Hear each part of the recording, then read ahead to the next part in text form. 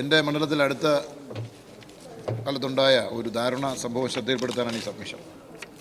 എൻ്റെ മണ്ഡലത്തിൽ തന്നെ ഉള്ള പെരിങ്ങമല പഞ്ചായത്ത് വനമേഖല ആണത്. വന ചുറ്റിപ്പറ്റിയുള്ള ഒരു പ്രദേശമാണ്. വന്യജീവികളുടെ ആക്രമണവും അതുപോലെ തന്നെ പ്രകൃതി ദുരന്തങ്ങളുമൊക്കെ വലിയ പ്രയാസങ്ങൾ സൃഷ്ടിക്കുന്ന ഒരു പ്രദേശം കൂടിയാണ് സാർ. ഇക്കഴിഞ്ഞ 2026 ജനുവരി 7-ാം തീയതി പാലോട് ഡ്രൈമൂർ സാർ ഒരു മിനിറ്റ് റോഡിൽ കുളച്ചൽ ഭാഗം രാത്രി ബൈക്കിൽ യാത്ര ചെയ്യവേ ഹർഷകുമാർ എന്ന അയാളെ ഷൈജു എന്നാണ് വിളിക്കുന്നത്. അവിടെ ഇടിഞ്ഞാറിൽ ഒരു 4 സെൻറ്റ് കോളനിയിൽ ജീവിക്കുന്ന ആളാണ്. അദ്ദേഹത്തിൻ്റെ ദേഹത്തേക്ക് മരം വീണു.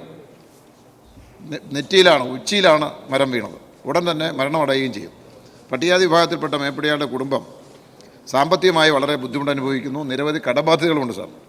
കുടുംബത്തിൻ്റെ അത്താണിയായ മേപ്പടിയാളുടെ ഈ ഹർഷകുമാറിൻ്റെ മരണം മൂലം കുട്ടികളുടെ വിദ്യാഭ്യാസ ആവശ്യങ്ങളും കുടുംബത്തിൻ്റെ മുന്നോട്ടുള്ള പോക്കും നിലച്ച മട്ടാണ്.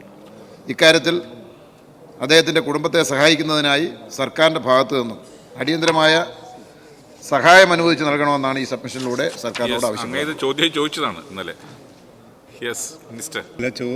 സാർ, ബഹുമാനപ്പെട്ട MLA ഇവിടെ ഉന്നയിച്ചത് ദാരുണമായൊരു സംഭവം സഭയുടെ ശ്രദ്ധയിൽ കൊണ്ടുവരാൻ തന്നെയാണ്.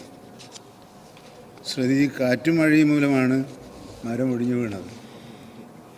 അതിൻ്റെ ഫലമായി അദ്ദേഹം തൽക്ഷണം മരണപ്പെടുകയും ചെയ്തു. വനംവകുപ്പിൻ്റെ സാമ്പത്തിക സഹായവുമായി ബന്ധപ്പെട്ട് അല്ല ഇത് കൈകാര്യം ചെയ്യേണ്ടത്. പ്രകൃതി ദുരന്തത്തിൻ്റെ ഭാഗമായി നിൽക്കുന്ന നാശത്തെക്കുറിച്ചാണ് ഇതിൽ പ്രതിപാദിക്കാൻ സാധിക്കുക.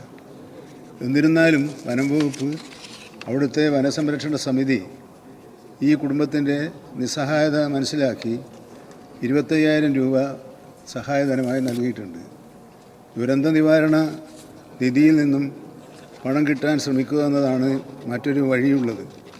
ആ നിലയിൽ ജില്ലാ കളക്ടറോട് ഒരു നിർദ്ദേശം സമർപ്പിക്കാൻ ആവശ്യപ്പെട്ടിട്ടുണ്ട്. മറ്റൊന്ന്, ആ പ്രദേശത്ത് റോഡ് സൈഡിൽ നിൽക്കുന്ന മരങ്ങൾ, ആ മരങ്ങളിൽ 93 മരങ്ങൾ മുറിച്ചു മാറ്റി അപകട സാധ്യത ഒഴിവാക്കാനുള്ള നടപടികൾ ഇതിനകം തന്നെ സ്വീകരിച്ചിട്ടുണ്ട്.